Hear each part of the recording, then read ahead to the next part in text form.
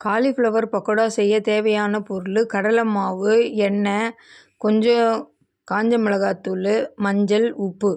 இதை அனைத்தையும் நல்லா கழுவி வச்ச காலிஃப்ளவர் சின்ன சின்னதாக வெட்டி எடுத்துன்னு நல்லா கழுவிக்கின்னு அதில் மிக்ஸ் பண்ணி 50 கிராம் கடலை மாவு தேவைப்படும்.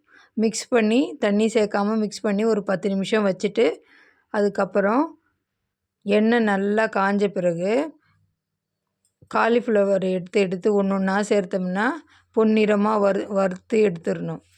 10 நிமிஷத்தில் காலிஃப்ளவர் பக்கோடா சூப்பராக ரெடி ஆகிடும். நல்லா கடகடன்னு சாப்பிட நல்லாயிருக்கும். சாப்பாட்டோட தொட்டுக்கலாம். ஈவினிங் ஸ்நாக்ஸாக செஞ்சு பசங்களுக்கு தரலாம். நல்லா கிறிஸ்பியாக இருக்கும், சூப்பராக இருக்கும், சுவையாக இருக்கும்.